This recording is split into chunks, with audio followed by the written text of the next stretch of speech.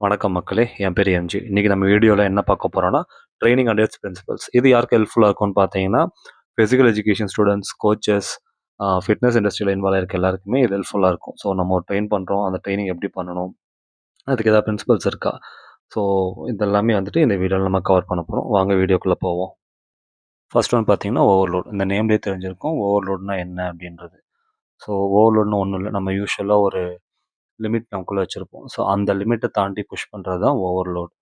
So இத நம்ம ஏன் பண்ணணும் அப்டின்னா, அப்பதான் நம்மளோட பீக் பெர்ஃபார்மன்ஸ நம்ம அச்சீவ் பண்றதுக்கு இது ஹெல்ப் ஹெல்ப் பண்ணும் கண்டிப்பா. And at the same time இந்த ஓவர்லோட வந்துட்டு ப்ராப்பரா நம்ம அப்ளை பண்ணணும். ஓவர் ட்ரெயின் ஆயிடக்கூடாது. நம்ம வந்துட்டு சேஃப் ஜோன்ல இருக்கணும். இன்ஜுரி ஆகக்கூடாது. இந்த மாரி நெறைய விஷயங்கள் இருக்கு. Progressive overload. ஸோ இந்த கன்டென்ட்ட வந்து நெறையா இன்ஃப்ளூயன்சர்ஸ் பேசி நம்ம பார்த்துருப்போம். அப்டின்னா என்னன்னா, ஒரு பெர்சன் வந்து 40 கேஜில ஸ்குவாட் போறாரு அப்டின்னா, ஒரு 50 கேஜிக்கோ இல்ல 45 கேஜிக்கோ ஒரு டேரக்ட்டா புஷ் பண்ணாம, கொஞ்சம் கொஞ்சமா ஒரு 41, 42, 45 இந்த மாரி கொஞ்சம் கொஞ்சமா நம்ம அவர புஷ் பண்ணி, அவரோட லிமிட்ட வந்துட்டு நம்ம புஷ் பண்ணிட்டே இருக்கணும். ஸோ இது வந்து எதுக்காக இந்த 42ல போடுறாங்க அப்டின்னா, 42ல ஒரு 3 ரெப், 4 ரெப் போடுறாங்கன்னா, கண்டிப்பா அவரால 45லயும் போட முடியும். அட்லீஸ்ட் 1 ரெப்பாவது அவரால ட்ரை பண்ண முடியும். அது ஃபெயிலியரா இருந்தாலும் பரவால்ல. ஸோ அது வந்துட்டு ஒரு சேஃப் ஜோன்லயும் இருக்கணும். And at the same time அவரால அத பண்ணக்கூடிய அளவுக்கு அவரோட கேப்பபிலிட்டி இருக்கணும். இதுதான் வந்துட்டு ப்ராக்ரசிவ் ஓவர்லோட். நம்ம இப்படி ஓவர்லோட் பண்ண ஸ்டார்ட் பண்ணியிருக்கோம். ஸோ 40ல இருந்தவர் 42, 42ல இருந்தவர் 45 இந்த மாரி அவர் வந்துட்டு அந்த ட்ரெய்னிங்க்கு அடாப்ட் பண்ணுவாங்க. ஸோ அடாப்ட் பண்றப்போ கண்டிப்பா அவரோட பெர்ஃபார்மன்ஸ்ல ஒரு சின்ன இம்ப்ரூவ்மென்ட் இருக்கும். இது ஒன் ஆஃப் த டூல் நம்மளோட பெர்ஃபார்மன்ஸ இன்கிரீஸ் பண்றதுக்கு. ஸோ நெக்ஸ்ட் என்னன்னு பார்த்தீங்கன்னா, ஸ்பெசிஃபிசிட்டி. ஸ்பெசிஃபிசிட்டினா என்னன்னு பார்த்தோம்னா, நம்ம என்ன பர்ப்பஸ்க்காக ட்ரெயின் பண்றோம். இப்போ எக்ஸாம்பிள் ஒரு ஃபுட்பாலர் வந்துட்டு ட்ரெய்னிங் பண்றாங்கன்னா, அவரோட கோல் வேற மாரி இருக்கும். இதே ஒரு எண்டுரன்ஸ் அத்லீட் ட்ரெயின் பண்றாருன்னா, அவரோட கோல் வேற மாரி இருக்கும். ஒரு ஸ்ப்ரிண்டர் ட்ரெயின் பண்றாருன்னா, அவரோட கோல் வேற மாரி இருக்கும். ஸோ நம்மளோட நீட் என்ன, அதுக்கு தகுந்த மாரி நம்ம ட்ரெயின் பண்ணணும். இப்போ எக்ஸாம்பிள் ஒரு வாலிபால் பிளேயர் ட்ரெயின் பண்றாங்க. அவங்க வந்துட்டு ஒரு ஷார்ட் டிஸ்டன்ஸ்ல லைக் ஒரு பர்ட்டிகுலர் ஒரு ஏரியால அவரோட மூவ்மெண்ட்ஸ் எல்லாமே இருக்கணும். ஸோ அவருக்கு எஜிலிட்டி நெறையா தேவைப்படும். இதே ஒரு ஃபுட்பாலர் இல்ல லாங் டிஸ்டன்ஸ் அத்லீட்ஸ்க்கு வந்துட்டு கொஞ்சம் எண்டுரன்ஸ் நெறையாவே தேவைப்படும். ஸோ அவங்க எண்டுரன்ஸ் டைப் ஆஃப் ஒர்க் அவுட்ஸ் பண்ணணும். நம்ம என்ன மாரி மூவ்மெண்ட்ஸ்ல யூஸ் பண்றோம். எக்ஸாம்பிள் ஒரு பேட்மிண்டன் பிளேயர் சடன் ஜம்ப்ஸ் இருக்கும். சடன் ட்விஸ்ட் அண்ட் டர்ன்ஸ் இருக்கும். கொக்கோ பிளேயர்ஸ்க்கு ட்விஸ்ட் அண்ட் டர்ன்ஸ் இருக்கும் நெறையா. ஸோ இந்த மாரி நம்மளோட மூவ்மெண்ட்டுக்கு தகுந்த மாரி நம்ம ஸ்பெசிஃபிக்கா நம்மள ட்ரெயின் பண்ணணும். அதுதான் இந்த ஸ்பெசிஃபிசிட்டி மீன் பண்ணுது. இதுல ஒரு பிரின்சிபல் ஃபாலோ பண்றாங்க. அது என்னன்னு பார்த்தீங்கன்னா, set. Specific adaptations to imposed demand. ஆ இது நம்ம எப்படி நம்ம பாடிய ட்ரெயின் பண்றது தான் இது மீன் பண்ணுது. சேம் எக்ஸாம்பிள் எடுத்துக்கலாம். 40 கேஜில ஒருத்தர் ஸ்குவாட் போடுறாரு. அவர் வந்துட்டு 45க்கு போணும். ஸோ நம்ம 41ல வச்சு ட்ரெயின் பண்ணுவோம். 42ல வச்சு ட்ரெயின் பண்ணுவோம். 40க்கு மேல நம்மளால ஒரு கவுண்ட் கூட போக முடியாத நேரத்தில 41ல ஒரு ட்ரிப் போறோம். இல்ல 41ல வந்துட்டு ஒரு 2 ஆர் 3 ரெப்ஸ் போறோம். 5 ரெப் வரைக்கும் போறோம். ஸோ அதுக்கப்புறம் நம்ம 42க்கு போறோம். 45க்கு போறோம். ஸோ அந்த நம்ம என்ன ட்ரெயின் பண்றோமோ, அத வந்துட்டு நம்ம பாடி அடாப்ட் பண்ணிக்கும். அததான் வந்துட்டு இந்த செட் பிரின்சிபல் மீன் பண்ணுது. Next one is reversibility. இந்த பிரின்சிபல் எத எக்ஸ்பிளைன் பண்ணுதுன்னு பார்த்தீங்கன்னா, நம்ம யூசுவலா ட்ரெயின் பண்ணிட்டுருப்போம். But due to some reasons எதுனாலும் இருக்கலாம். நமக்கு உடம்பு சரியில்லாம போயிருக்கலாம். இல்ல வேற ஏதாவது நடக்கக்கூடிய விஷயங்கள் நடந்திருக்கலாம். ஏதாவது ஃபங்ஷன்ஸ் இந்த மாரி ஒரு பிரேக் வருது. நம்ம அந்த பிரேக்க காரணமா வச்சு நெறைய பேர் நம்ம ஆக்டிவிட்டிய கன்டின்யூ பண்ணாம இருப்போம். ஸோ அந்த மாரி டைம்ல நம்மளோட அடாப்டேஷன்ஸ் நம்ம அவ்வளோ தூரம் ஒரு குறிப்பிட்ட ஒரு பீரியட் ஆஃப் டைம்ல நம்ம கெயின் பண்ண எல்லா அடாப்டேஷன்ஸுமே வந்துட்டு இந்த பிரேக்னால கண்டிப்பா ரிவர்ஸ் ஆகிடும். ஸோ நம்மளோட ட்ரெய்னிங் வந்துட்டு ஃபுல்லாவே டீட்ரெயின் ஆயிடும். அத நம்ம வந்துட்டு எப்படி ஸ்டாப் பண்ணலாம்னா, நம்ம டெய்லியுமே ஒரு சின்ன ஒரு மினிமமான ஒரு ஃபிட்னஸ் ஆக்டிவிட்டிலயோ, இல்ல நமக்கான தேவையான ஒரு ஆக்டிவிட்டீஸ்ல ஒரு லைட்டான ஒரு ஒர்க் அவுட் பண்ணிட்டே இருக்கிறதுல வந்து நாம இத சஸ்டெயின் பண்ணிக்க முடியும். அதுதான் வந்துட்டு இந்த ரிவர்சிபிலிட்டி எக்ஸ்பிளைன் பண்ணுது. நெக்ஸ்ட் ஒன் பார்த்தீங்கன்னா வேரியேஷன்.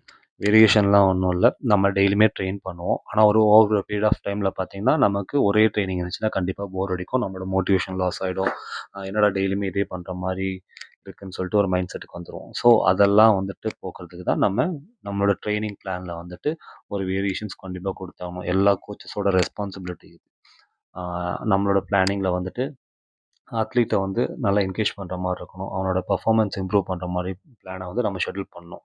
நம்ம பிடி செஷன் டேபிள்ஸ் போடுறப்போ, நம்ம இதெல்லாம் மைண்ட்ல வச்சு தான் நம்ம அந்த டேபிளே போடணும். நம்ம எதனால வேரியேஷன்ஸ் குடுக்கணும்னு பார்த்தீங்கன்னா, ஒரு 4 பாயிண்ட் நான் இதில மென்ஷன் பண்ணியிருக்கேன். ஆம், நம்மளோட ட்ரெய்னிங்க வந்துட்டு மாடிஃபை பண்ணணும். பிளாட்டூவோட ஸ்டேஜ் வந்து அட்டெண்ட் பண்ணாம இருக்கணும். பிளாட்டூனா ஒண்ணும் இல்ல. இப்ப நம்ம ஒரு ஒரு ஒர்க் அவுட் பண்ணிட்டுருக்கோம். அந்த ஒர்க் அவுட்ல வந்து நமக்கு இம்ப்ரூவ்மென்ட் பண்ணணும்னு தான் நம்ம அந்த ஒர்க் அவுட்டே பண்றோம். ஆனா, ஒரு பீரியட் ஆஃப் டைம்ல வந்து அது இம்ப்ரூவ்மெண்ட் நடக்கல அப்படின்னா, நம்ம ஒரு பிளாட்டூ ஸ்டேஜ வந்து நம்ம அட்டைன் பண்ணிட்டோன்றது தான் மீனிங். அப்புறம் அதே ஒர்க் அவுட்ட ரிப்பீட்டடா பண்றனால நமக்கு என்ன ஆகும்னா, ஓவர் யூஸ் இன்ஜுரீஸ் நடக்க இருக்கு. ஸோ, அத தாண்டி நம்மளோட பெர்ஃபார்மன்ஸ் வந்துட்டு கண்டிப்பா இம்ப்ரூவே ஆகாது. இன்ஜுரி வந்துச்சுன்னா. And at the same time நம்மளோட மோட்டிவேஷன நம்ம மெயின்டெயின் பண்ணிக்கிறதுக்கும், கண்டிப்பா நம்மளோட ட்ரெய்னிங்ல வேரியேஷன்ஸ் தேவை. நெக்ஸ்ட் ஒன் பார்த்தீங்கன்னா, இண்டிவிஜுவலைசேஷன். இத எத எக்ஸ்பிளைன் பண்ணுதுன்னு பார்த்தோம்னா, அ ஒவ்வொரு பெர்சனும், ஒவ்வொரு இண்டிவிஜுவலும் டிஃப்ரெண்ட். அது எல்லாருக்குமே தெரியும். ஸோ, இது கோச்சஸோட ரெஸ்பான்சிபிலிட்டி மட்டுமே. எல்லா அத்லீட்டுக்கும், எல்லா இண்டிவிஜுவல் பெர்சன்ஸ்க்கும் நம்ம செப்பரேட்டான ட்ரெய்னிங் பிளான் வச்சிருக்கணும். கண்டிப்பா அத நம்ம ஃபாலோ பண்ணியே ஆகணும். ஒரே ட்ரெய்னிங் பிளான் வச்சு எல்லா அத்லீட்டையும் நம்ம ட்ரெயின் பண்ண முடியாது. எல்லா பெர்சனையும் நம்ம ட்ரெயின் பண்ணக்கூடாது. அது எல்லாராலயும் ஈஸியா அடாப்ட் பண்ணிக்கவும் முடியாது.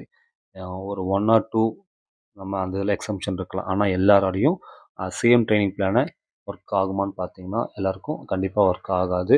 ஒர்க் ஆனாலுமே ரொம்ப கம்மியான ரிசல்ட்ஸ் மட்டுமே அது ப்ரொடியூஸ் பண்ணும். ஒரு அத்லீட்ட ஒரு பெர்சனோட நம்ம அ எலைட் பெர்ஃபார்மன்ஸ் நம்ம எக்ஸ்பெக்ட் பண்றோம். நமக்கு அது தேவை இருக்குன்னா, கண்டிப்பா நம்மளோட பிளான்ல இதெல்லாம் மைண்ட்ல வச்சு தான் நம்ம பிளான் பண்ணியிருக்கணும் பீரியடைசேஷன்ல. நான் ஆல்ரெடி சொன்ன மாரி எல்லா இண்டிவிஜுவலுமே டிஃப்ரெண்ட். அவங்களோட ஏஜால் டிஃப்ரெண்ட்டா இருக்கலாம். அவங்களோட ஜெண்டரால் டிஃப்ரெண்ட்டாவா இருக்கலாம். அவங்களோட ஃபிட்னஸ் லெவல் வேறையா இருக்கலாம். அவங்களோட ட்ரெய்னிங் எக்ஸ்பீரியன்ஸ் வேறையா இருக்கலாம். அவங்களோட ரெக்கவரி ஸ்டேஜ் வேறையா இருக்கலாம். அவங்களோட நியூட்ரிஷன் இன்டேக் வேற மாரி இருக்கலாம். இது எல்லாத்தையுமே நம்ம மைண்ட்ல வச்சு தான் நம்மளோட பிளான ஷெட்யூல் பண்ணணும். ஸோ நம்ம வீடியோட லாஸ்ட் பார்ட் வந்தாச்சு. எதுக்கு ட்ரெய்னிங் பிரின்சிபல்ஸ நம்ம ஃபாலோ பண்ணணும்? ஸோ நம்மளோட பிளான வந்துட்டு நம்ம ஒரு சயின்டிஃபிக் வேல ஸ்ட்ரக்சர் பண்ணணும். அத வந்து டிசைன் பண்றதே வந்துட்டு ஒவ்வொரு இண்டிவிஜுவலுக்கு அவங்க எப்படி இருக்காங்க. ஸோ அதெல்லாம் மைண்ட்ல வச்சு தான் நம்ம டிசைன் பண்ணவே ஆரம்பிக்கிறோம். இந்த மாரி சயின்டிஃபிக் வேல நம்ம டிசைன் பண்றதுக்கும், ஒரு அத்லீட்டோட பெர்ஃபார்மன்ஸ் இன்க்ரீஸ் பண்றதுக்கும், இன்ஜுரி இல்லாம அத்லீட்ட வந்துட்டு பெர்ஃபார்ம் பண்ண வைக்கிறதுக்கும், ட்ரெயின் பண்ண வைக்கிறதுக்கும் இந்த ட்ரெய்னிங் பிரின்சிபல்ஸ் கண்டிப்பா ஹெல்ப்ஃபுல்லா இருக்கும். ரொம்பவே இது ஒரு கோச்சுக்கும் ஹெல்ப்ஃபுல்லா இருக்கும். எப்படின்னா, ஒரு ஸ்டூடண்ட் வந்துட்டு ஒரு ஒரு அத்லீட் வந்துட்டு சேஃபா இருக்காங்க. நல்லா பெர்ஃபார்ம் பண்றாங்க. அவங்களோட பெர்ஃபார்மன்ஸ் என்ன இருக்கு. அவங்க மெடல் பண்றாங்க அப்படின்னா, கண்டிப்பா அதோட கோச்சஸோட பெர்ஃபார்மன்ஸ்லயும் ரிஃப்ளெக்ட் ஆகும். அவங்களுக்கு வந்துட்டு இது ஒரு பெரிய ப்ளஸ் பாயிண்ட் தான். ஸோ அப்படி இருக்கப்போ, கண்டிப்பா இத கோச்சஸ் ஃபாலோ பண்ணியே ஆகணும். லாஸ்ட் பாயிண்ட் பார்த்தீங்கன்னா, எல்டிஏடி. நம்ம ஒரு அத்லீட் வந்து ஒரு ஷார்ட் டேர்ம்க்கு 1 இயரோ இல்ல 6 மந்த்ஸோ மட்டும் வச்சுக்க மாட்டோம். அவங்க வந்துட்டு நம்ம ஒரு 3 இயர்ஸ், 4 இயர்ஸ் மினிமம் ஒரு காமன்வெல்த் கேம்ஸ், ஒரு ஏசியன் கேம்ஸ் இந்த மாரி தான் எல்லாம் மெடல் பண்றதுக்கான நம்ம ட்ரெயின் பண்ணணும்னு ஆசைப்படுறோம். அப்படி இருக்கப்போ, அது ஒரு லாங் டேர்ம்.